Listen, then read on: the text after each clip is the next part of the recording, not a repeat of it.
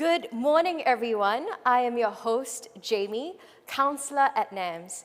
Thank you for joining us this morning for our closing event for Let's Face It Together, to commemorate the conclusion of National Addictions Awareness Day, or NAAD, by the National Addictions Management Service, or NAMS, a treatment center for people with addictions. Today, we'll be focusing on a question that many have asked: is internet and gaming addiction real? How do we know if one is spending an appropriate amount of time on games online or on the internet? How can one manage their child's online journey and the resources that are available in the community? For the past 3 months, since our initial opening of NAAD in August, we have been actively sharing information on addiction and related issues via our social media campaign. Our doctors, psychologists, counselors, and medical social worker have been sharing important and relevant topics with the general public on our NAMS Facebook page. Today, we'll be looking back on our social media campaign for the past 3 months. If you have any questions, please feel free to pop them in our comment section, and we will be having a question and answer segment at the end where we hope to answer as many of your questions. Before we commence further, may I call upon Adjunct Associate Professor Lee Cheng, Program Director of NAMS, to deliver his opening address and share a montage of our 3-month social media campaign. Prof. Lee, please. Thank you, Jamie. Good morning, everyone. Thank you for joining us this morning. It brings me great honor and pleasure to conclude this year the National Addictions Awareness Day NAAD celebration today. We first held our virtual NAAD event earlier on 20th of August, which was followed by a successful 3-month-long campaign. If you have missed the earlier event, you can still watch it online at nams.live/NAAD21. The theme for this year NAAD is Let's Face It Together. NAAD was first launched in 2013 to destigmatize and raise awareness about addiction-related issues, all with the objective and aim to increase the understanding of addiction as a treatable disease. Addiction can be a lonely disease, not only for the individual, but also for the loved one, who have to help them throughout the journey, and it can be exhausting, both in terms of mentally, physically, as well as emotionally. It might be difficult for others to understand the behavior of a person with addiction. People may choose to stay away from them as a result of this lack of understanding on the nature of addictions. But it is important for us to remember that it takes a village to help others with addiction, and you are not alone in this journey alone. This is a message we hope to drive home for the audience through this year NAAD. During our opening event on the 20th of August this year, we featured a discussion panel comprising our consultants, counselors, and recovery warriors who share their experience and knowledge with addictions. As mentioned, as part of the event, we also launched a 3-month social media campaign that included a 4-part mini drama series and a series of educational talks by our healthcare professionals. We are focused on raising awareness and dispelling common misconceptions about addiction. Stigma is dangerous because it prevents those who need help from seeking help. When a person seeks help early, addiction does not have a chance to flourish and grow. That being said, it is never too late to seek help. We have also dedicated part of our effort to educate and provide support for caregivers who play an important role in the recovery of a person with addiction. To date, our social media campaign has been a success, reaching out to more than 200,000 viewers on our social media platforms. Here's a short video montage featuring the highlights from the past 3 months to conclude NAAD 2021.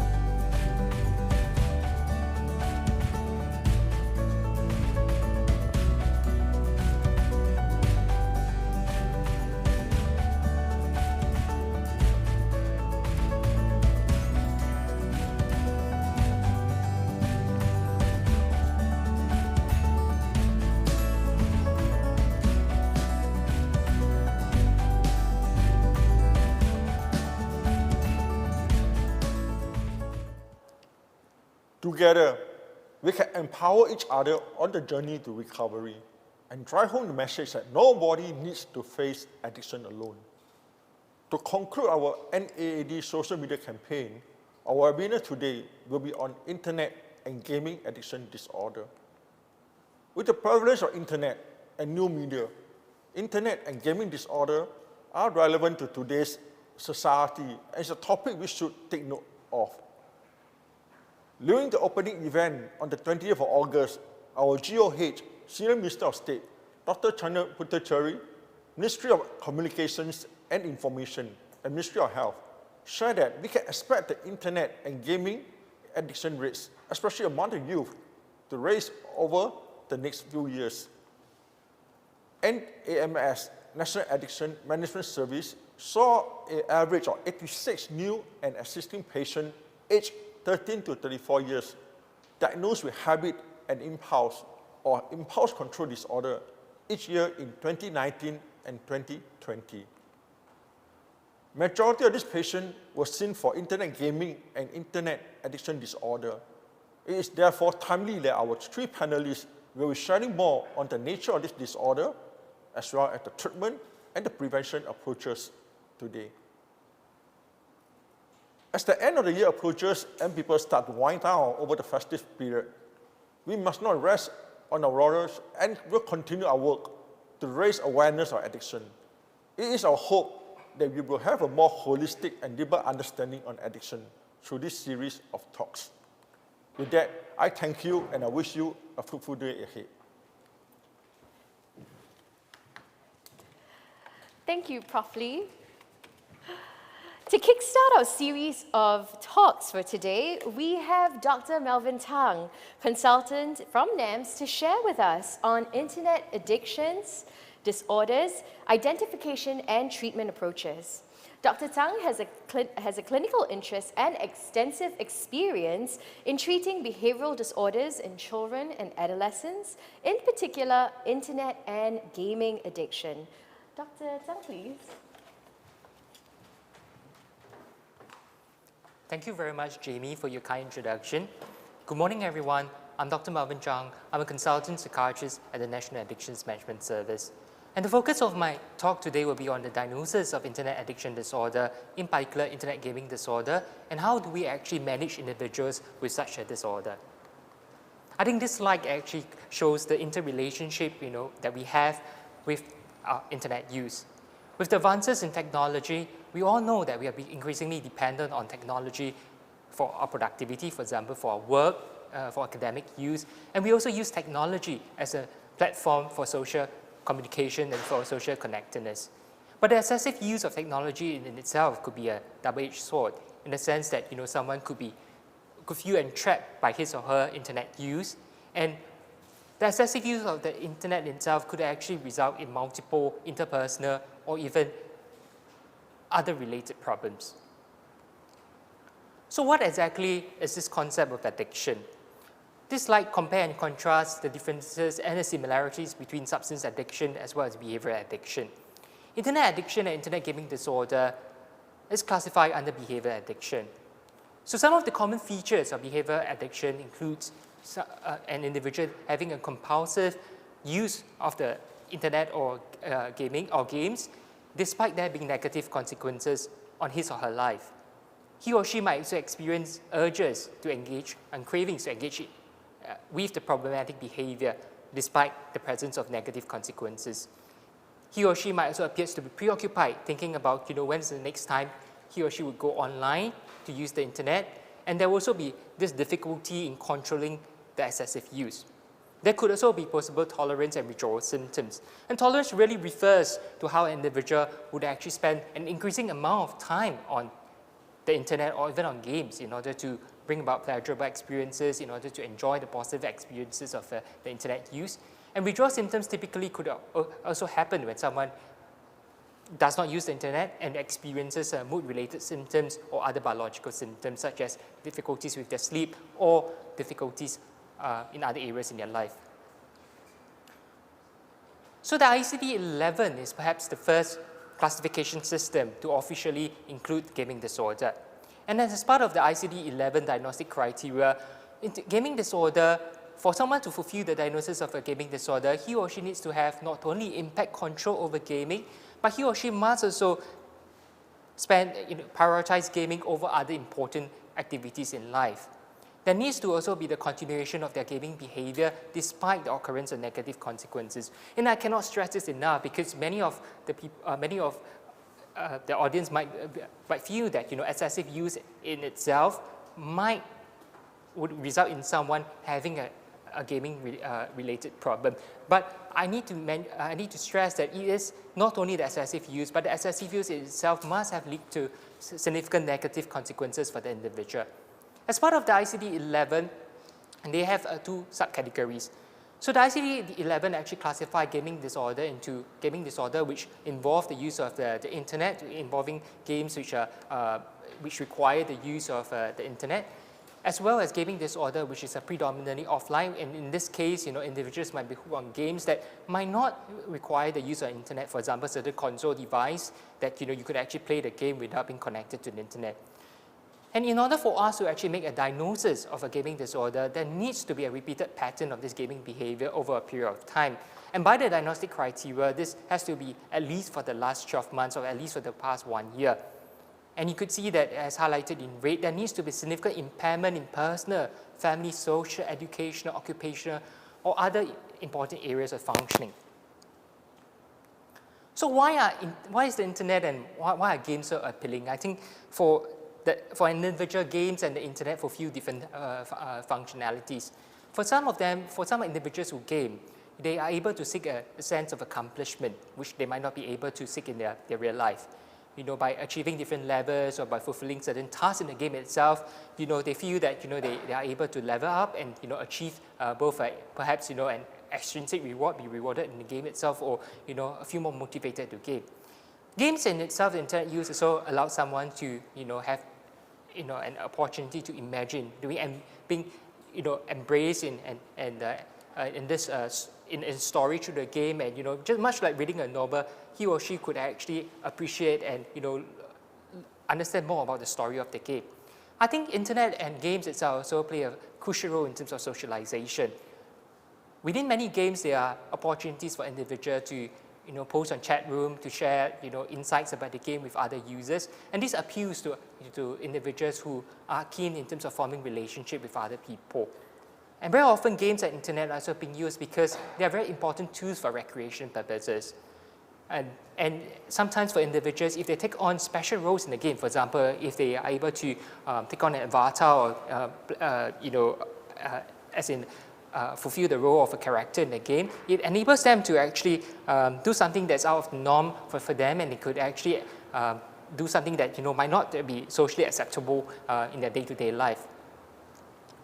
The diagnosis of internet gaming or internet addiction disorder is largely based on the clinical interview. But very often we use standardized questionnaires such as the Young's Internet Addiction Test to help us with our diagnosis as well. This is an example of a standardized questionnaire, the Internet Addiction Test, in which through the use of this 20 questions Internet Addiction Test questionnaire enables us to actually understand the severity of the problem.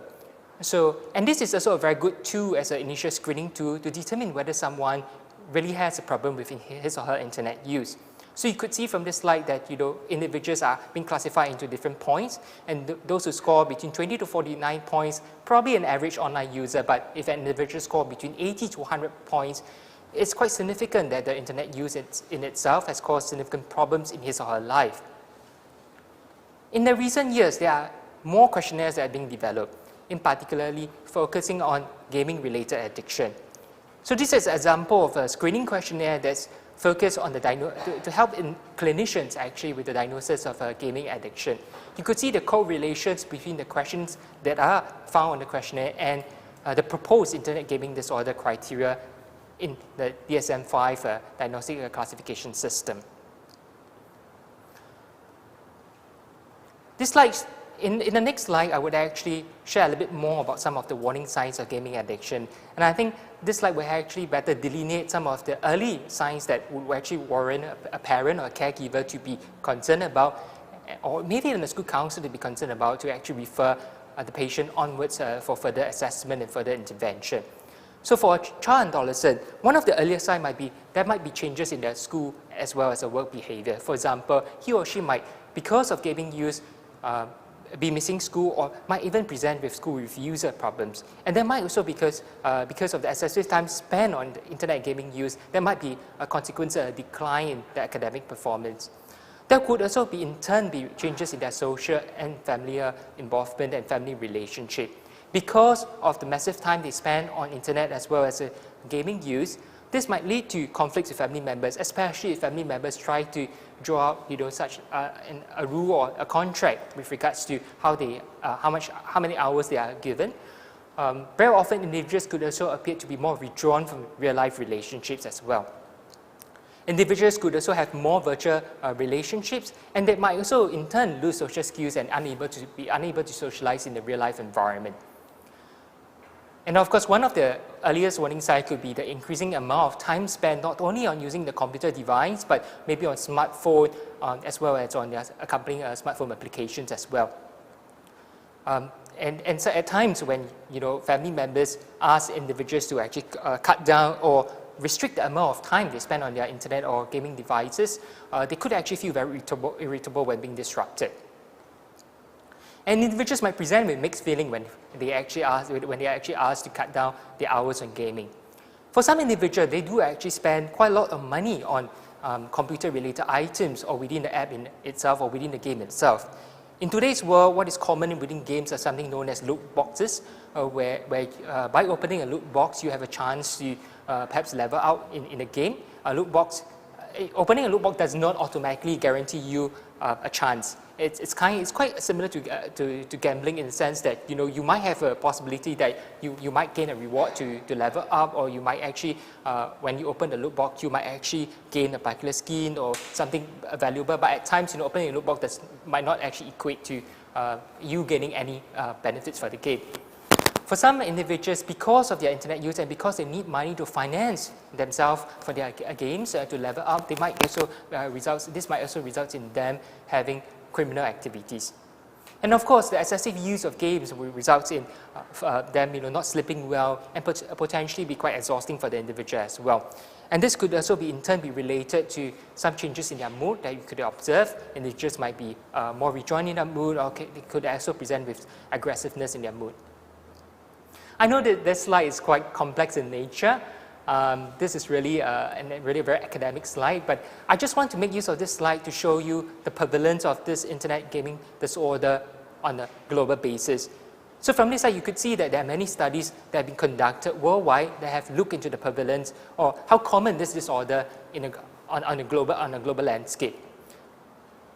So a recent review or meta-analysis that look at the prevalence of this disorder actually reveals that this disorder is quite common, with a prevalence rate of about 0.04% actually.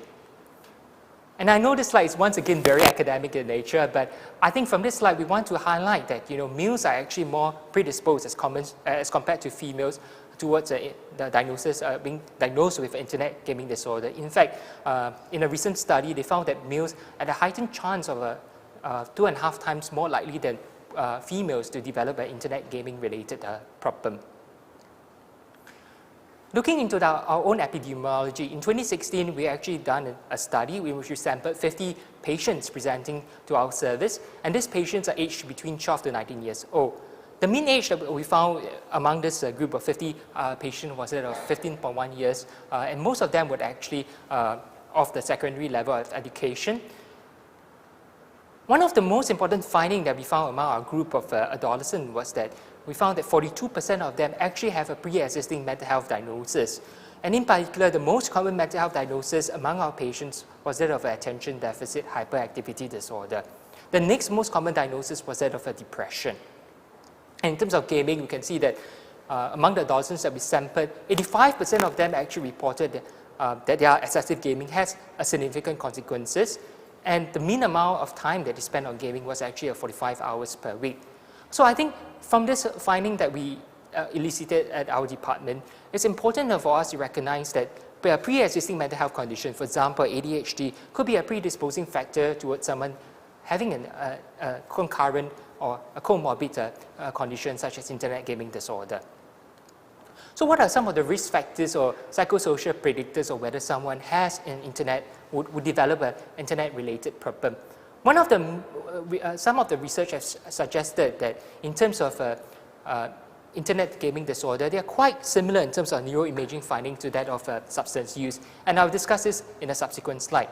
Other common factors include the fact that individuals have found that if individuals who are impulsive in nature and individuals who have a lack of social regulation or who have lower levels of social competency are more predisposed to having such a disorder.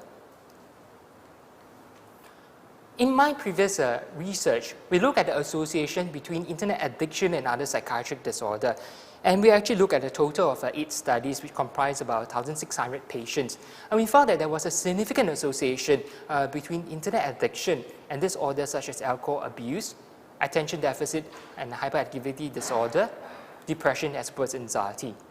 In a subsequent study which was published in 2018, this study actually validates some of the earlier findings that we found, and they found a significant correlation and association between internet gaming disorder and anxiety disorder, depression, attention deficit hyperactivity disorder, and in particular anxiety conditions such as social phobia as well as obsessive compulsive disorder. So the findings from these 2 studies actually further highlights the importance to screen individuals when they present to us for concomitant psychiatric conditions and to see whether they have pre-existing psychiatric conditions that could predispose them towards having an internet-related problem. Now, it's not uncommon that individuals with an internet gaming disorder would have, in turn, other medical-related comorbidities. It's not uncommon for someone who game excessively or game an immense amount of time online to present with symptoms such as migraines, backache, and headaches. They might also have disturbances in terms of their sleep. They might have disturbances in terms of their appetite. Because of their massive time spent on online activities, they might in turn have poor self-care, poor personal hygiene. There have also been case reports of individuals who've been gaming without stopping for an immense amount of time and subsequently developing conditions such as deep vein thrombosis. Looking at the most common psychological model or the cognitive behavior etiological model for internet user disorder, one of the proposals of this model is that negative emotions, such as when someone experience a negative emotion or when someone experiences symptoms, for example, boredom, they might actually seek out internet use, for example, using the internet or, for example, games as a short-term mechanism in order to experience a positive symptom. So this in turn leads to a vicious cycle in which the short-term gratification symptoms brings about a relief on a negative emotional state, and in turn feeds into this cycle where they repeatedly seek out the internet in order to re-experience the short-term gratification symptoms. We spoke about the neuroimaging findings of internet gamers just now and how they were similar to individuals with substance-related conditions. Now, in this study, they actually compare healthy individuals with internet gaming disorder. And one of the most significant findings of this study is that individuals with gaming disorder have several impairments in different areas on the brain. In particular, the impairment in the dorsolateral prefrontal cortex, which is important for judgment and decision making, as well as changes as changes in the nucleus accumbens, as well as which is the area responsible for salience of behavior and motivation, are quite similar to those findings which we typically find among individuals with substance use conditions. Now, before we end this presentation today, let's talk a little bit more about management approach. So when an adolescent or when a child comes forward to our service, we adopt a 3-prong approach where we actually focus on how the school could actually assist the individual with his or her problem. So I think the school plays an important role for a school-going adolescent because there needs to be a very clear IT policy in the school about amount of time that he or she is allowed to use his or her device in the school environment, and and at which place he or she is able to use his devices. There needs to be appropriate guidance by the teacher. There needs to be important role models in school to model positive use of the internet devices. And I think teachers and the school plays an important role in recognizing challenging behavior. If someone is a little bit more withdrawn and someone who is a little bit more lethargic than usual, who is not performing in terms of the academic work, they could actually refer the individual early to seek help, maybe for early screening and perhaps for further intervention. When we see the child, the most important factor that we need to assess is whether the child has a motivation to change his or her gaming problem. So the key thing that a lot of parents come to us is that how do I stop my child from using the internet? And really the key message that we want to tell our parents is that we are not saying that your child has to stop using the internet, but we are saying that we are going to guide the child and help the child in a way such that he or she is able to use the internet more responsibly. So I think working on the motivation to change is very important, because when the child first comes to see us, he or she might be in a different at various stages of change. Some adolescents might be quite pre-contemplative, but they might not recognize that they might have a problem with their gaming use, and some of them might be more contemplative towards change. So I think one of the other key components that the counselors in our department would actually work upon with the child will be to help them to improve their social skills, and as well to enhance their self-esteem, as well as to make use of a behavioral approach to help them to develop other interests and hobbies to actually replace the unhealthy gaming habits with these other new interests or hobbies. Very often, engaging the parents is also very important, because at home, different parents might have different parenting style. One parent might be very permissive about the number of hours that the child is able to game, and the other parent might be a little bit more strict with regards to the hours. So there needs to be a compromise, and there needs to be a way in which the parents could agree on the right number of hours. So very common, we also help the parents and child in terms of the parent-child relationship, because we know that the gaming use could actually affect the parent-child relationship and parent-child communications as well. And in our service, we not only encourage them to we teach them effective communication skills, we also want the family members to actually recognize the importance of having family time. Family time to do normal activities beyond that of gaming that bring about the similar pleasurable experience that the child might get from the games in itself. So I think this is a very concise overview and a very broad-based overview of the management approach that we adopt here in our service. And with that, I'd like to thank you for your attention. Thank you very much. Thank you, Dr. Tang. To our viewers, if you have any questions for Dr. Tang, please share them in the comment section. You can actually put Dr. Tang, and here's the question that you would like to share. And we'll try to answer them at our Q&A segment later on as well. Next, we have Associate Professor Chiao Hee Ji from Singapore Institute of Technology to share with us on managing your child's internet journey. Prof. Chiao has done extensive research on the impact of media on the family, as well as cyber wellness and cyber crimes. He has also helped to set up the Singapore's first Cyber Wellness Centre in 2006. Prof. Chiao, please. Thank you very much, Jamie.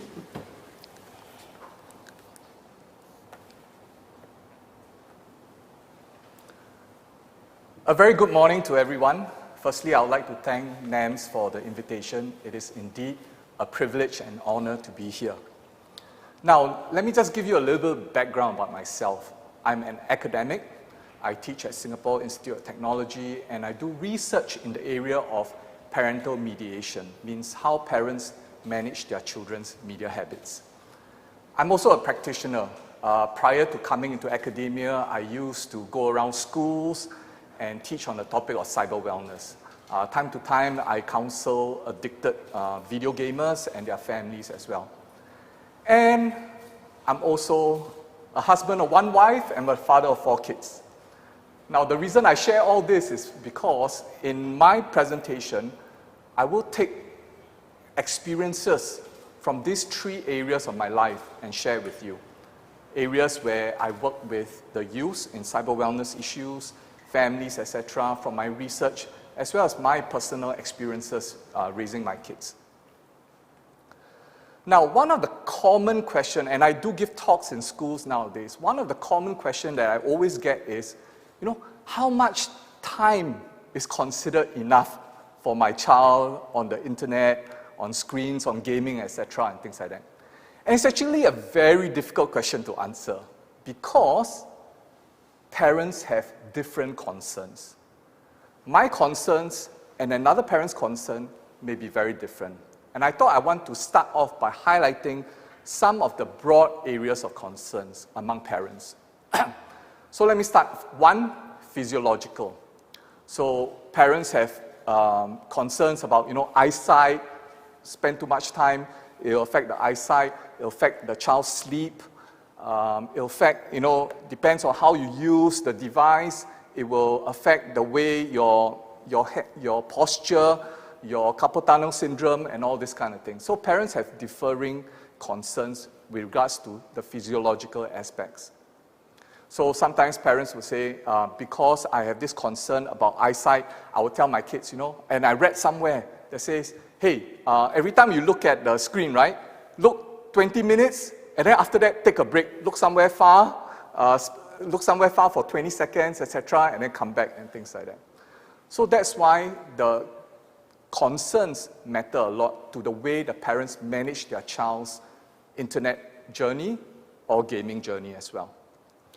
Then beyond the physiological, we have the functional. Okay, so parents, for example, have views about what their child is doing on the internet. So for example, when it comes to studies, research, no limit, no screen time limit at all, okay? So, but when it comes to things recreational, for example, either watching YouTube videos, listening to music, playing games, they have a limit. They are more particular about such activities. But when it comes to studies, research, and stuff like that, no limits. When it comes to social, there are also certain limits. For example, if you're meeting friends, there's probably a tighter limit. Oh, but if you're FaceTiming your cousins who are overseas, the time is a little bit more flexible. The usage is also a little bit more flexible. So the last one, time displacement concern. So this in the academic literature refers to if I spend time on the device use, on the media, means I'm neglecting some other time, which the parents may deem as more beneficial. So for example, if I spend time gaming, means I'm going to minus time that I have for studies.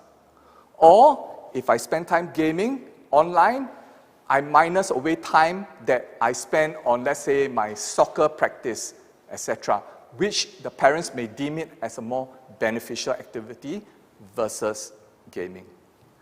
So, the parents have different concerns. So, some parents who are saying, oh, I'm very concerned about eyesight, I'm very concerned about, sleep, that means sleep, that means 1 hour before cannot use the device, etc., and then I'm very concerned that they don't spend too much time recreationally on the media, but for studies it's okay. So their management strategies will change as a result of the parental concerns. Now in my study, I study how parents manage their children's media habits. And all the activities that parents do can be broken down into 4 major categories. And I'll walk through with you all each category. So firstly is gatekeeping. A very easy way to answer this, to understand this, is rules and regulations, guidelines, policies, activities parents undertake to regulate their children's digital exposure. Okay, so parents typically have rules for a few areas. I name it a few C's. The first C is contact. For example, who the child can come in contact with online, in the internet. So if the child is, and I do study on parents managing their children's gaming habits. So parents typically are stricter when it comes to the child interacting with online strangers. And sometimes parents are wondering, hey, why is my child playing games, until the middle of the night and all that? And it's probably because they are interacting or playing with players in a different time zone.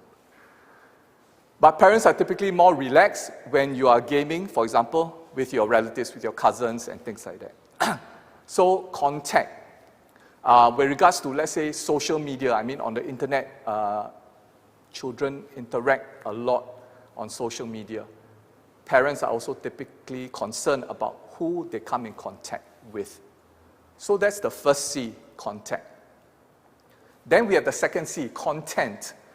So parents are typically particular about what sort of content the child is consuming or producing. So typical content that is of concern to parents would be pornographic content, violent content, any content that contradicts the parent's value system. So parents have rules and regulations for content. And this is what we term under gatekeeping as well. And then context. So parents have rules.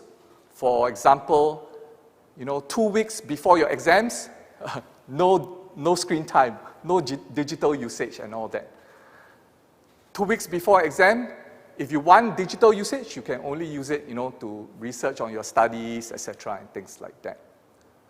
So these are examples of gatekeeping activities that parents do to manage their children's media habits. Now, a few interesting anecdotes, and I want to raise it to you. There was one time I was giving a talk, and this parent said, wow, it's very easy. Oh, it's so easy for me to control my child's device usage. And then she was sharing, you know what I do? Every time when I'm ready to pass my child the phone to use, I make sure my battery is only 5%. So after I pass to the child, confirm cannot use more than a certain time. Now, in that particular session when I was sharing it, another parent raised up and said, well, I guess that helps if the child is very young, not able to exercise self-control that much. But if your intention is to groom the child to be able to self-regulate, self-moderate and things like that, you may want to slowly not use those type of activities to manage your child. The idea is to keep enforcing, telling your child what are certain do's and don'ts. When the child is at an appropriate age, you can explain to him or her why you have some of these rules regards to internet or the gaming usage. Now, a typical question I always get under this particular gatekeeping activity is, should I or how should I use monitoring apps? Apps that control the child's usage, etc. My advice is, if your approach is to have a good relationship with your child, and I've always advocated that you should journey with your child in their digital journey, you should only use it when they're very young, when sometimes the child do not know what they don't know. They do not know, they stumble into this, etc., and that's where the apps helps. Sometimes the child, when young, you ask them, how much time have you spent on this device, etc., or on this particular app. The child may not be able to tell you, and that's where that may be helpful to monitor as well as to restrict.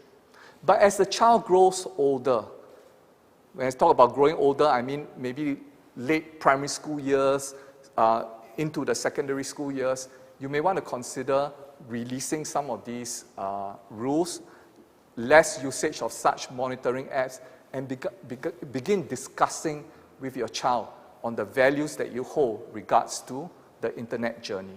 And that brings me to the next point of discursive mediation. That's talking about discussions between the parents and the child about the digital world. And this is where I encourage parents to actually, interact with the child, discuss with the child on such issues. Share with your child why you have certain rules. Share with your child what you want to see your child grow into. There was one interesting anecdote in my research. I actually asked this parent, and this parent shared, I have this 15-year-old boy, always gaming, very difficult for me to actually broach the issue. Because every time I broach the issue, he will shut me off. Then one day I did this.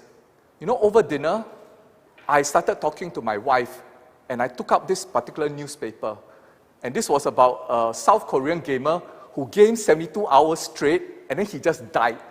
Okay? So this parent actually shared with the wife, started discussing with the wife. And surprisingly, the child just chimed in and said, yeah, so stupid. Who will game so long in a stretch and stuff like that? And that somehow opened up the conversation with the child on such matters. So why I highlight this particular story was this was a successful story and shows how the parent creatively broached the subject with the child. So discursive mediation talks about the activities that parents do in terms of discussions with their child on such matters. You know, sometimes you can also find out from their child, and some parents will say, you know, I'm not very tech savvy, I don't understand what's going on. Well, if you have a relationship with your child, go ahead and ask him or her, what's happening? What are the kids into these days? And that brings me to the third category of activities called informative mediation. Information-seeking behavior, skill acquisition activities that parents undertake to better manage their children's media habits. So informative mediation will be things like parents finding out more what are the technological affordances of this particular app, this particular social media account, and parents finding out what their kids are into. One of the good way of doing it is go directly and ask your kid. So I do that with my kids as well. So once in a while, I'll just sit them down, have a chat, and then I find out from them what have they been doing, what are they interested in, and stuff like that. And sometimes I journey together with them in that process. So these are information-seeking activities. You know, what will help, especially in the gaming area, is for parents to actually look at some of the YouTube videos of gameplay sequences. So sometimes you may wonder, hey, you know, my child tells me he or she is playing this game, but I do not know what it's all about. Well, go YouTube and find out the gameplay features. One thing I also want to encourage parents is, you know, I have this story where this girl went up to the father and said, Daddy, I want to play this particular game. The father checked out the app, and at the first instance, it looks very harmless, you know. The girl gets to choose an avatar, try out a hat, try out certain cosmetic and stuff like that. And then the father said, okay, go ahead, go and play. Now, the father did not check on the usage. And what happens was, as the girl and it was a primary 5 girl, as the girl start leveling up, the game opens up different type of opportunities. And for that particular game, it reached to a place where she was able to go to clubs and all that, socialize, and where their contacts will ask her, do you want to buy drugs? Do you want to stay overnight? Etc. and things like that. And this became a concern for parents. So my advice is don't just monitor at the beginning. For games especially, because there's a leveling up feature, you need to keep monitoring.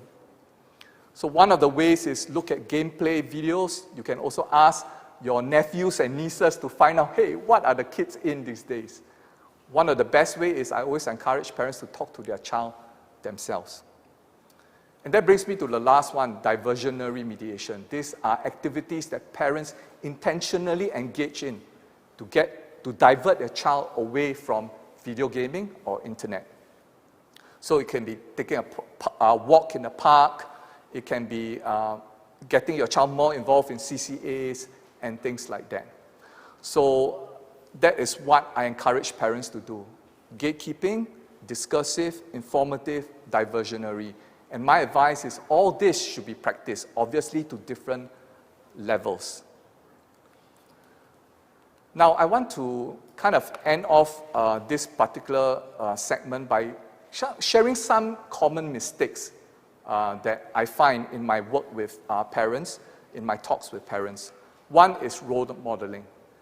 It's no surprise that whenever I interact with parents and the child will come and tell me, yeah, mommy and daddy say, you know, don't bring your digital device to the mealtime, to the dinner table.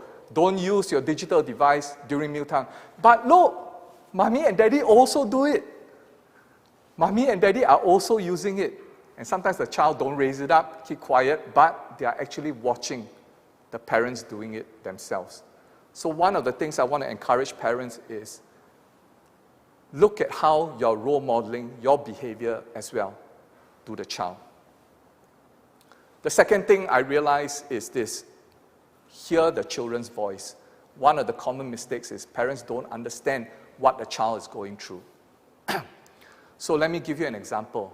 Most of the time, when the child gets onboarded into a particular video game or social media app, it is largely because their classmates are in it. When their classmates are in it, they say, come, let's get on board. And what happens is their class may journey together through this particular game, etc., or their group of close friends in the class may journey together in this particular game and all that. And then sometimes, if the child is not involved in that particular game, what happens is that he or she becomes kind of like ostracized when he or she walks to the group and say, hey, you know, what are we discussing today? And they'll probably be discussing something that happened in the game. And then the child gets left out. So hear the children's voice. When my daughter approached me first, said she wanted to get on to WhatsApp, and I asked her why. Well, because she was in a primary school gymnastic team, and her friends and her gymnastic team were all discussing the gymnastic moves and things like that. And when they went for their CCA training, they will continue the conversation from what was discussed over WhatsApp. And if my daughter didn't get involved in that, she will feel ostracized. So one of the things I encourage parents to do is listen to the children's voice. And the last thing is to be cognizant there is a shifting environment. Just a few years back, I did a study because I wanted to understand, with some of these gaming careers, gaming competitions and all that, how has parents' views shifted? Let me just give you an example.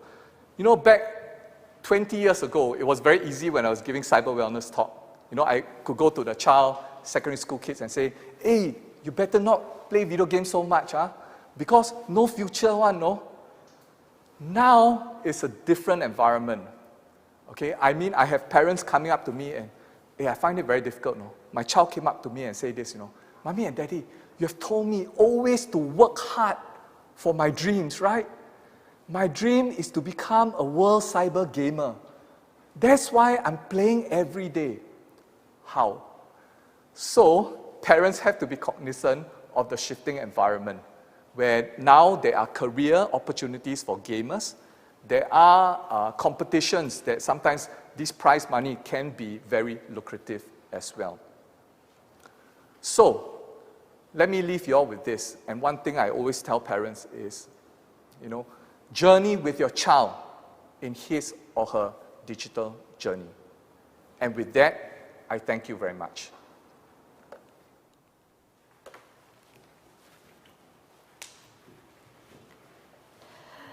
Thank you, Prof. Chow.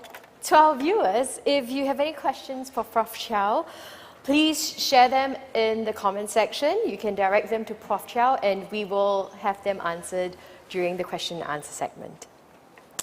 Next up, we will have Alvin Singh, counsellor from WeCare, to share with us on community resources for internet and gaming addiction. In his experience at WeCare, Alvin has extensive experience in working with clients and their families to tackle addiction-related issues. Alvin, please. Great. Thank you, Jamie. Thank you, Dr. Zhang, Prof. Jiao as well, for the wonderful sharing. So, my name is Alvin, I'm counselor from WeCare Community Services. So, just to share a little bit more about WeCare and what we do. So, we primarily work with individuals and family members on addiction and related issues. All right. We try to provide a safe space that is non-judgmental, and we also work with a diverse group of demographics, right, through their issues. So, as a resource, what do? We attend to inquiries. People who have questions, who are curious, who wish to know more, come to us for information and also tap on our experiences. WeCare is also the first step towards change for a lot of people, right? It's their first attempt at seeking help sometimes, or we do receive them from other agencies as well. And we are very client-focused. We are always constantly asking ourselves how we can benefit or help our beneficiaries. and also we are in a constant move towards keeping relevant. For example, during the COVID period, right, there are safe distancing measures. We quickly pivoted to doing online sessions. The work doesn't stop. Right.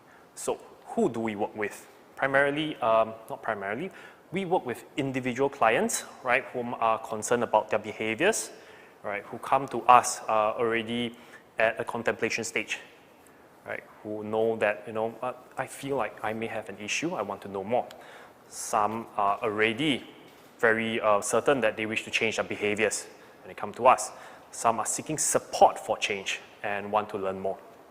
We also work with family, significant others, and friends of individuals who may be facing issues, right? My family member seems to be addicted. My friend, he seems to be distant lately, always gaming, haven't seen him in a while. Everyone is saying that there's something wrong with him. Yeah, so they come to us as well. What can I do to help, right? We try to advise accordingly or make recommendations where necessary. And how can I protect myself with my family, right? Sometimes we do get inquiries like, oh, my child can't regulate. Every time we tell him to stop, he gets angry, he flips the table, he breaks things. What can I do? I've got other young children as well. So we're there to attend to that as well. So we also work with other professionals and institutions. So we get referrals from law firms, sometimes hospitals, schools, community services, courts, and even prisons, right? So we work with them as well to see how we can have a more holistic kind of care.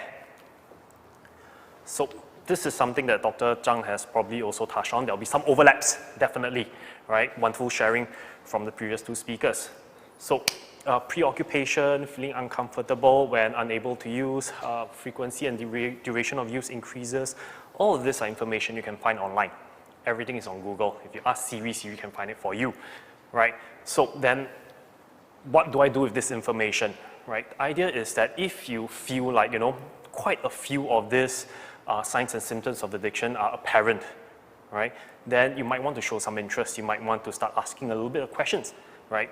That's not to say that I have to go to a psychiatrist to get a diagnosis. No. Start having a conversation. Start becoming more observant. Has this been happening for a while? Right? It's been months already. Is there an escalation to the symptoms? Right? So, internet and gaming issues, right? Well, what are the demographics we see? Quite a lot of overlap, right? 13 to 23-year-old. So we do get younger clients as well, typically during PSLE period, right? Who is stressed? What is happening? So higher stress. Stress from who? Sometimes the kids, but mostly from the parents. Parents are stressed, that's why they bring their children over here. Right, so 13-year-olds to 23-year-olds, right? Secondary school to university students. Across all socio-economical status, right? There are no barriers to this. We find clients in all walks of life. And between 13 to, within secondary school, up to tertiary, we often see parents referring them, right? Parents bring their children, my child is gaming too much, right? So we get referrals from teachers, counselors, principals, and guidance officers. Then clients 18 and up, right? In poly university, we see a little bit of change, right? They are more willing to step forward and then seek help on their own, right? And sometimes the related issues we see is truancy. Parents bring their children in or been refusing to attend school, or that they find that academic performance is falling, right? Oh, PSLE is coming, he didn't do well for his prelims, or struggle with socializing, right? He's been online all the while. I don't see him going out and meeting friends. He's in secondary school already, right? Or strained relationships. I haven't been able to talk to my child for a while. Right? Whenever I start a conversation, he shoos me away, right? Or he ignores me while playing games, right? Or as shared earlier, right? Sometimes there are loot boxes in games. There are opportunities to buy items in games, and you see that the credit card spending increases, right? So this is another issue that we are seeing quite often now. Or on the internet as well, there's bullying and being bullied, right? How we help, right? So as a community resource, also other community resource, how we help is that we do assessments, right? So that's not a diagnosis. We try to assess the situation. Is the behavior actually an issue, right? The child is gaming 1 hour a day, but the parent may be feeling like, it's too much, it's too excessive. Back in my day, nobody games, right? Then that's a conversation we're gonna have, because At today's day and age, everyone is gaming. Personally, I game about 16 hours on weekends, but it doesn't affect my work. I'm still functional as a professional, so that's fine, right? So is the behavior actually an issue, or is it an issue for you? So we want to find out. And is this the only issue? Are there other comorbidities? Are there other co-occurring issues as well, right? Is the child actually, does he or she have depression as well, right? Are there other areas of stressors or anxiety relating to school, right? We also try to find out what is the risk level, what is the intensity and severity, how often, how long each time, and then every time he or she dysregulates, right? What is the situation like, right? What are the motivations for use and also change, right? What motivates the person to use? What is the function of the behavior? So we ask these questions, right? Not in the way I'm doing it right now, in a more gentle manner. So the idea is to really ask both the parent and the child these questions, right? How are you seeing things? How are you experiencing it? And then very often we get everyone to sit down together and then share these differences and find out, okay, so there are two different conversations going on, right? Shall we get on the same page and then see where we can bring this, right? Finally, we also do psychoeducation, right, on what addiction is. Because sometimes parents are very worried, oh, my child has an addiction, right? And their worry rubs off on the child. The child doesn't want to come in for an assessment even, or just an intake or a conversation, right? So we try to educate a little bit, right? What is an addiction, and then what is risky behavior? So oftentimes looking at gaming, we see if the behavior broadly is categorized as either recreational, at-risk, problematic, or is it on the level of a disorder as well? So we try to package it in a way that is understandable. We try to help them understand about the dopamine reward pathway and the time it takes to actually rewire the brain, to actually let old habits die out and then develop new ones, a new lifestyle even, right? Also, we try to educate parents and also concerned individuals on the meeting of needs, right? Developmental needs, social needs, esteem needs, stimulation, and challenge. Because very often the games we play meet certain kinds of needs for us.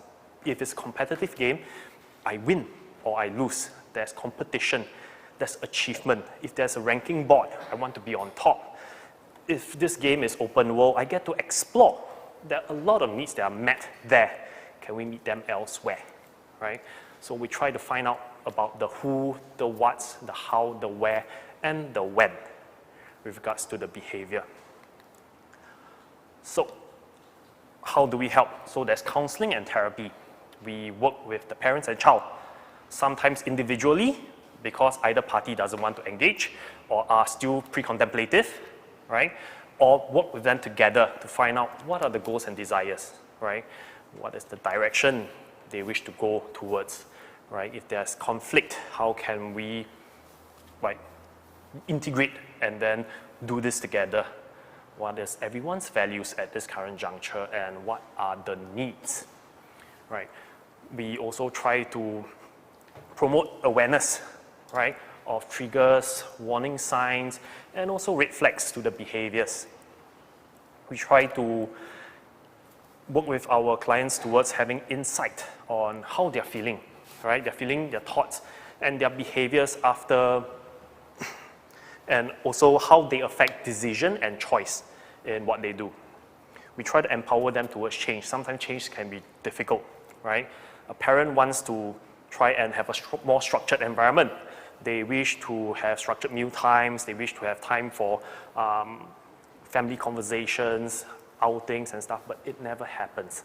Something is stopping it from happening. It's not that you don't have the knowledge. It's not that you lack of want, but there are barriers in life. We facilitate this conversation. We try to find out exactly what is going on and present you with choices, make recommendations, or help you discover that you have the power to make the change. So one of the other things we do, one of the final things we do in counseling and therapy is to maintain the change, to work with you towards maintaining it. Because change for 1 or 2 weeks is not much. A person who's been gaming for a year or two, right, just like smoking, you can't just change overnight. It's about maintaining it for the long term, developing healthy habits, healthy use. So as earlier it was said, right, by Dr. Jiao, Prof. Jiao as well. So we are not looking for people to stop completely. If you want to, that's great. It's your prerogative. But then again, we can maintain healthy use of games, right? It's unavoidable. We have devices, but we can have healthy use of the internet. So we also help by making referrals to psychiatrists, right, where necessary, because comorbidities. If an individual has major depression or has severe anxiety or social anxiety, right, then they need the appropriate care and help. So we make referrals whenever necessary, sometimes family service center as well. We find that it's not a gaming issue, it's actually a parenting or family issue. Then go to the right professionals. We can do the work as well, but if we find that someone else can do it better, then they should get the better help, the more relevant help. So we also do mediation, family therapy sometimes, for couples, and also marriage and parenting. As in, we make referrals for that, because oftentimes we find that a child's gaming issue or even an adult's gaming issue is largely not the gaming itself. It comes from other areas. Sometimes it's a chicken and egg issue, right? The gaming causes friction in relationships, and sometimes it's friction in relationships that results in escape gaming. Finally, we help by doing outreach, right? Doing awareness talks, giving workshops, and also training so that there's more awareness. The more people know, the easier it is, the more accessible it is for individuals to seek help. So on a final note as well, are we the only ones doing this? No. Google, you will find that there are many places that provide for different kinds of counseling and therapy, right? What WeCare would like to encourage you to do is, if you feel like that's an issue, right, and if by some chance you feel like going to NAMS or a psychiatrist is a little bit of a stretch to start off with, right, then give us a call, drop an email, right? There are other services. You can go to chat as well, right, over at Scape. Have a chat with someone, speak to somebody, ask some questions, and from there, we'll see where that goes, right? Thank you. Thank you, Elvin. Dear viewers, if you have any questions for Elvin, please share them in the comments section. Shortly, we will be starting our question and answer segment with our guest on stage. So please take this time to share with us your questions. Our guests are here to answer them. So take the next minute and post these questions on the comment sections, please. Thank you.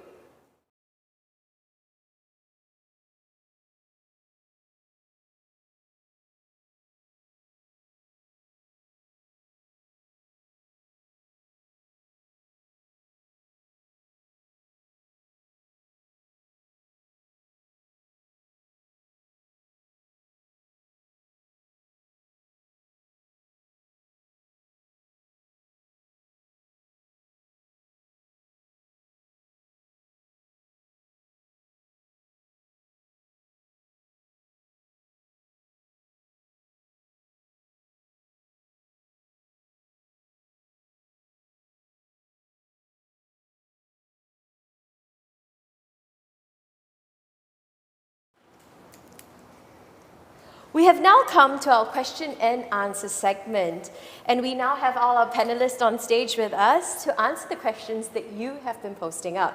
So I'm actually going to start with one of the questions that has been shared online, and it comes from Sue I, and they're asking, what if a child does not want to share anything with you, and even as a parent, they're just trying to engage a child who isn't sharing? What can they do? Maybe I can pose this question to Prof. Xiao. Sure, no problem, Jamie. Yeah, so actually this kind of questions is very difficult to answer broad, specifically to that person, because parents have different levels of relationship with the child and all that. What successful cases I've seen is, for example, where the mother and father started talking in the presence of the child and the child started opening up. The other way, another particular anecdote I found that would probably be useful for this situation was, there was this time this father cannot get through to the 15-year-old boy regards to gaming, and he did something that blew the child's mind. After exams, he invited all his gaming friends over to his house and game overnight. Now, for that to happen, firstly, the father needed to come in contact with the gaming friend's parents as well, okay? And through that process, they game overnight and all that, the father got in contact with the child's gaming friends' parents. So what happened was that the father, towards the next exam, the father was saying, you know, I think 2 weeks before the exams, we shouldn't let our kids play. Then all the parents said, yeah, we shouldn't let our kids play, and things like that. So they kind of like, as a group, collectively embargoed all their kids, and they all couldn't play. Now you must understand that for the kids, they kind of game together, and sometimes it's no fun if their friends are not gaming. Now, that particular activity had another positive effect, because when the child went to complain to his gaming friend that say, my dad don't allow me and stuff like that, the gaming friend said, actually, I met your dad, he's quite nice, you know, maybe you should listen to him, okay? So to kind of like address that specific question is very difficult, because it really depends on your level of concern, it depends on the level of relationship that you have. But I thought I surfaced these two particular situations that I've encountered in my research, hoping that it will maybe jolt some creative ideas in you that you can help with your child. Yeah, thank you very much. There's actually another question that's also directed to you, actually, and it's how do parents help improve their relationship with their child, as it seems to always be the issue, the relationship in itself. Any suggestions with regards to that on improving relationships? Well, again, different households is different. So, for example, at this period of time, one of the ways I'm doing is I specifically dedicate time to spend with my kids, go out, play things and stuff like that. That's one way for some families. Some families institute a very formal, or not say formal, a very intentional family dinner time where they talk about things and all that. So it varies from family to family. And I'm just wondering whether Alvin also has some experiences dealing with families on this issue. So oftentimes what we do first and foremost is to make assessment of situation, like help them understand like what is the relationship right now, right? Are you on the level of grunts and nods? Every day come home, eat already, Right, then what you're looking for is a conversation about friends, about relationships, about games, right? Then that's likely not going to happen. So it's really getting back to the drawing board and then really seeing what is the situation like right now, and then how do we slowly improve things? Where do we start the small conversations from and then go from there, right? From just a nods and grunting to talking about how's today, what would you like to eat later, and then preferences, maybe even. Right, and from there, so starts with an assessment, where we are at, where we want to go, and then slowly get there. I think it's very interesting that you mentioned nods and grunts, because I realized that as well, sometimes in my family and interacting with some of the youth. And what I found helpful for me specifically was, I started sharing my, what I am doing throughout the day. Some of my interactions on WhatsApp chat and stuff like that, and hoping that, you know, the children can pick it up. And I guess I have some advantage because I interact with, actually, because I teach in a university, I interact with the youth as well. So I do hear some things from them and I bring it up as conversation topics as well to my kids. And that's how I get things started. Yeah. And from what both of you have shared, you know, Prof, as well as Alvin, it's really about the dynamics within the family and building up on that, and even rebuilding in certain cases, as Alvin had shared. So I hope that helps our viewers understand this further. We have a question which I think would be most appropriate for Dr. Tang. The question is from Calvin, and he's asking, how would you manage the treatment process for co-occurring addictions, for example, meth addiction with a gaming addiction as well? Okay, I think that's a very important and a very good question, actually. So I think if someone presents to us with with two substance use condition, definitely in this case, I think the individual has substance use problem. I think if I didn't hear that wrongly, that's a meth addiction, right? Yes. Yeah, so I think in this case, maybe the immediate acute treatment will be to manage the meth addiction, because clearly with the methamphetamine addiction, there's tolerance, and individuals, if they are not using methamphetamine, would develop a lot of withdrawal symptoms. So I think we need to manage the individual such that the individual is brought through medical assisted detoxification for the methamphetamine, and then at that juncture we can also, when he or she is much better and in abstinence from methamphetamine, we can have a deeper conversation with the individual about his gaming habits, and to explore how best we can actually help him or her with that gaming behavior. Thank you very much, Dr. Zhang.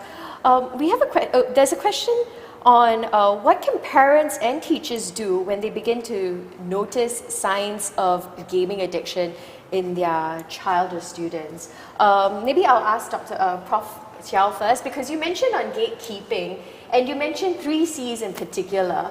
May you mind just share with our viewers again what those 3 C's are?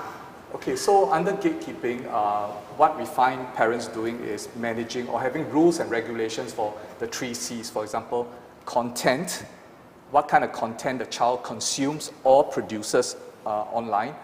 Contact, who the child comes in contact with, whether maybe in the gaming arena or social media, etc.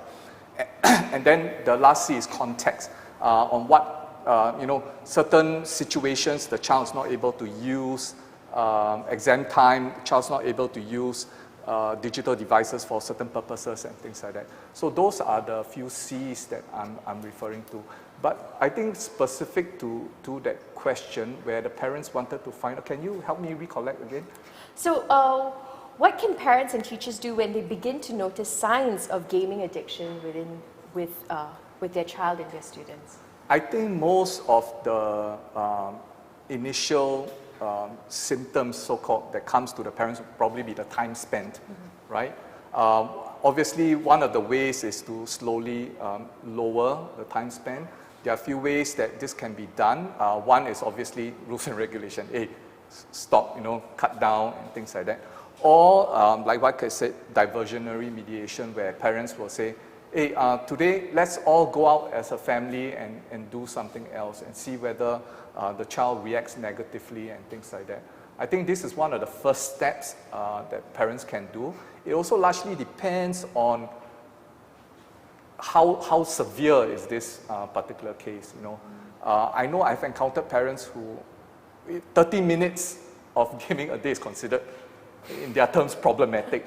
Okay, that was very difficult to address because we kind of follow whatever value systems that the parents have for their child. But I think one of the first steps to do is see whether that can be reduced to some measure. And I say that because I suspect one of the key things that parents look out for is the time. Yeah. Thank you. Dr. Melvin Zhang, do you have anything else that you would like to add in conjunction to that?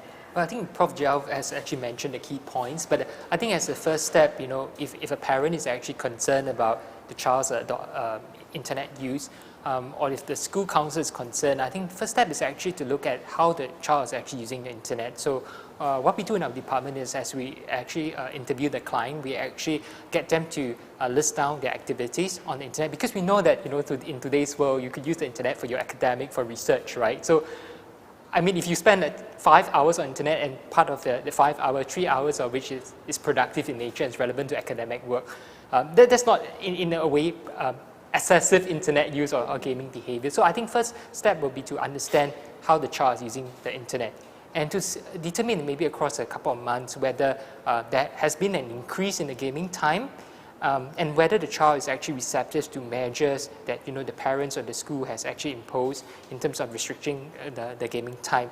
If we know that the gaming time is increasing, and not only is the gaming time increasing, it has an impact on his academic work or other areas of functioning, then I think we would recommend that the parents maybe have a first conversation with the school counsellor, or maybe some of our community partners like WeCare, if they are keen and want a further assessment, they of course could come to actually see any psychiatrist.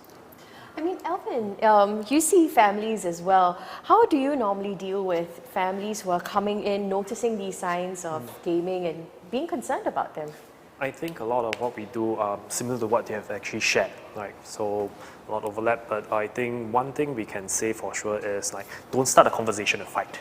Don't shut off the internet abruptly. Because once you do that, you lose the opportunity to observe, because you just came to awareness that there's an issue.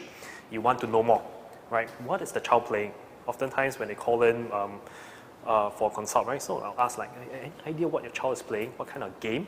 Is there a lot of shooting involved? A lot of running around? Is it small little buildings? And then like you're looking from a top down? What is going on? Is he on some kind of a program where he can chat with people? Is he on Discord? Yeah, so the moment you shut off the internet, right, not only do you lose opportunity to observe a little bit more, you start a fight with your child. And then that's where we start off, and that's not good. So oftentimes it will be good to also just hold off a little bit first. The problem has been going on for a while already, right? So one day or a few hours later wouldn't make much of a difference. Observe, pick up the phone, chat with someone, have a call, go and Google a little bit, do and don'ts, and then go from there, is what we would suggest. Thanks, Alvin. You know, a lot of these questions that we're getting as well is about what do parents do with children who are over 21? They are essentially adults, but you still notice that they have issues, and how do parental controls then come in? This is a challenge that one of our viewers has actually shared, Christine. So what are your recommendations? Who would like to take this one? I think that's a tough thing to handle because they are adults already. And I think at that age, it also again goes back to your relationship with the child, how your relationship with the child is like.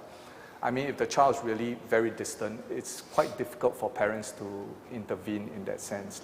So I do not have any, I don't really work with that particular age group, although I do encounter cases where the wife will complain that the husband plays too much, and then the son or the child also follows and things like that.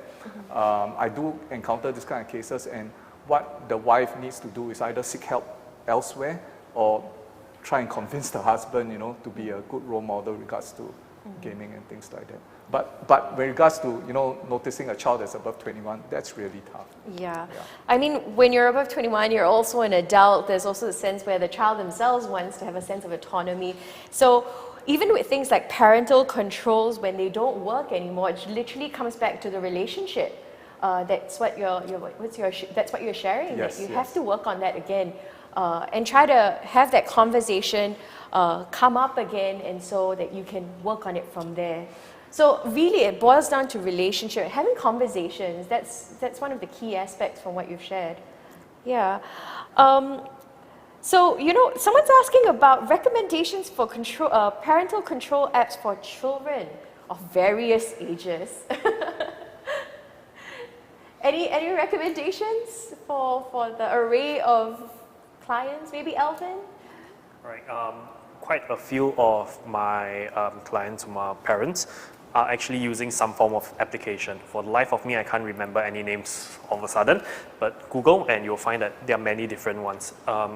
What we also, once again, want to remind is just that, you know, don't start a conversation or fight. Don't be too quick to do these things yet. Understand the use, as the other speakers have already mentioned. Understand the use, and then from there see what is appropriate, because each and every application has different kinds of purposes. Right, I have had a parent say like, you know, I've tried to implement control apps, but then again I have to take them off because the child needs to use the phone to study. So it's not going to work out. As a plan, as a intervention, right, it's flimsy, it's flaky, the child sees it, and sometimes when they really want to get something, right, they will be very creative with it, and then you have just encouraged this behavior, in a sense, enabled it, right? So that's for one. So really slow down, observe, and then see what is appropriate. What do the apps do, and then what do I need right now? I think beyond the apps, if I'm not wrong, nowadays the OS, the operating systems within the phone also have some of these kind of either monitoring features or restrictive features as well. So, and also consistent with Alvin, I'm not here to recommend any particular app or anything, but just to say that typically my encouragement is don't rely on the app. The app is a helpful tool that either informs you of certain thing or helps restrict it. But always, I always advocate the relationship with the child and speaking to the child about stuff like that.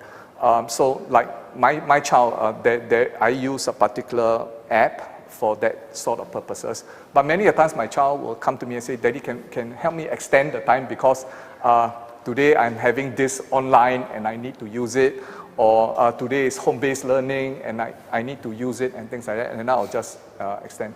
But what I always encourage is the app helps, but always that relationship and that conversation with the child. So apps are just a tool that can, in essence, help in the process of it, but it shouldn't be your go-to on trying to fix the problem. You should be working on the relationship with your child in itself. Yeah. You know, even with regards to control apps that they may be present, one app for one child may not be the best for as compared to some other app. So you also have to figure which ones would work best for your child and for yourself and how you can navigate it. So it's tricky to say, okay, use this one app, it will help everything, you know, because you have to find what works best for you in essence as well. But work on the relationship, that's the most important aspect of it. We have a question which I think would be appropriate for Dr. Tsang, and it's with regards to addictions as well. So this question comes from Kelvin, who's asking, many people replace one addiction with another, and in your experience, do you see this happening? How can we help people recover or function without going to another addiction? I think that's a very important and a very good question. It's not uncommon for us to see, in our clinical service, that an individual might first present with a substance addiction. A substance addiction may be that of alcohol or even a smoking, tobacco addiction. And he or she might, over time, once that addiction is being sorted out, be more inclined towards and be predisposed towards developing another form of a behavior addiction. For example, it could be internet gaming disorder, or it could be, even gambling-related addiction. So my recommendation is for one addiction to be sorted out first. So if the patient has a substance-related addiction, I think the recommendation would be for him to go through detoxification, medication-assisted detoxification, and rehabilitation.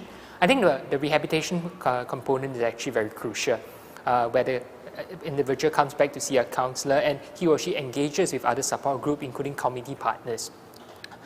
And I like to stress that, addiction is not just, the acute treatment that matters. It's really a journey with the patient, right? And I think the support with the both the patient as well as with the community partners themselves are very paramount in terms of supporting the patient in terms of recovery and being abstinent from the substance addiction.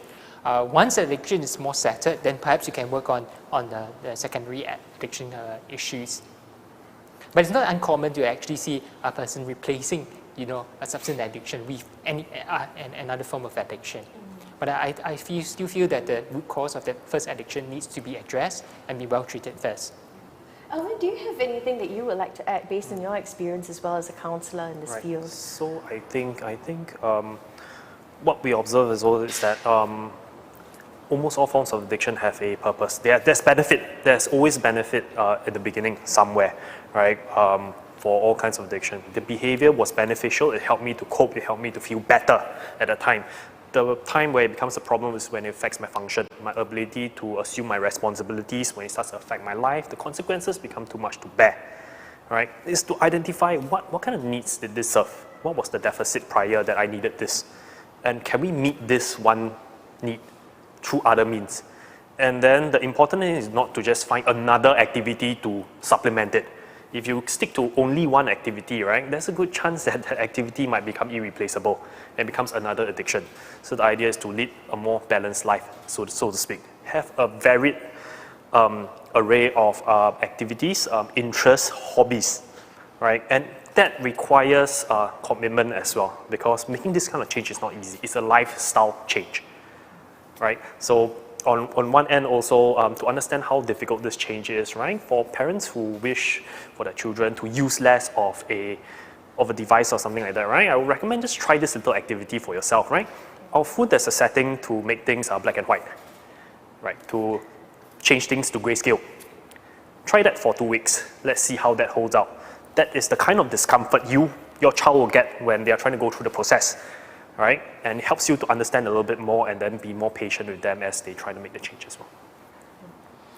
We have a question asking, are there community rehabilitation camps for such internet addictions that are present? To any of our knowledge? I think not to my memory, Yeah. right? Not specifically only for this, but there are camps around to during the holidays, if I recall correctly, for children to have, or children or youth to have an opportunity to socialize with other people, go on a camp, so to speak, literally for a week, right? There are those initiatives around. Specifically for gaming per se, as far as Singapore goes, I do not think that there is such. I think I want to add on to that. It depends on your concept of rehabilitation camp and all that. One of the things that I used to do, and it falls in line with diversionary mediation also, was that I realized that this particular child played FIFA, soccer online a lot because, as I believe Dr. Chang did allude to it, he feels that he can achieve in the online world. Now, so one of the things that I advised the parents to do was to get him involved in a soccer camp. The child went into soccer camp, enjoyed himself, the real life soccer versus the online soccer, and it took a life of its own. He started playing the real life soccer and therefore diverted away from the online soccer. So I guess what I want to convey across is the idea of, it depends on what your concept of rehabilitation camp is. I think you can explore some of these things that are already out there as a way to divert. And it also appeals to the child better. You don't want to come across as, I want to send you to a rehabilitation camp versus, hey, there's this soccer camp, would you like to go? And things like that. So this is one thing I thought I wanted to contribute to the discussion here. Okay. Can I add on to that as Yes. well? I think the concept of having sort of a boot camp or rehabilitation camp is actually quite popular overseas. For example, in European countries, or maybe even in countries like China, where there have been some previous research suggesting the effectiveness of these camps. But I think the local context, we do not have such camp. We did within NAMS quite a few years ago. I had some experience with running a camp for internet gamers, but we also recognize in today's world and as we transition through COVID, the needs of the gamers these days are quite different. So it's quite hard to actually create a common program for them to go through in the camp, because we really need to address the different needs of the individual gamer. For some of them, they might have other comorbid psychiatric conditions that needs further treatment. So an individual counseling session might be more relevant for the child or the adolescent. And many times you also make use of this individual counseling session to also moderate some of the expectations of the parents, to psychoeducate the parents as well, and to help the parents to build out more effective communication skill with the child, in order for the child to learn more responsibility and be better able to self-regulate their behavior. So I think in the context of a camp where everybody is doing the same thing, it might be a little bit difficult to address all these individual different factors and to have a fruitful engagement with the parents themselves. Thank you, Dr. Tsang. On this area, there's someone, Kelvin here is asking, what can they do to advance the cause of raising awareness about internet and gaming disorders? Is there anything like volunteering opportunities that people can go to raise awareness in this area, to anyone's knowledge, or any suggestions? I think for WeCare, we have been receiving quite a bit of interest in awareness talks, especially in schools and institutions. I think there is an understanding that it is a growing problem and that it's something to be worked on. So we do also see a lot of inquiries on, bullying, for one, on the internet as a rising issue. So that's good. idea is to keep the conversation going. I think even better would be if gamers themselves can talk about, right? Hey, you seem to be gaming, that's your 18th hour.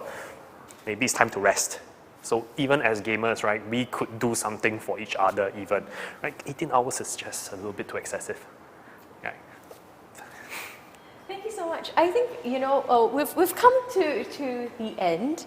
I think all of our panelists here have shared valuable nuggets to our viewers and, about ways that we can actually help those with gaming addictions, and also understanding that it's not just about fixing a problem, but also building on a relationship to help someone with a gaming issue.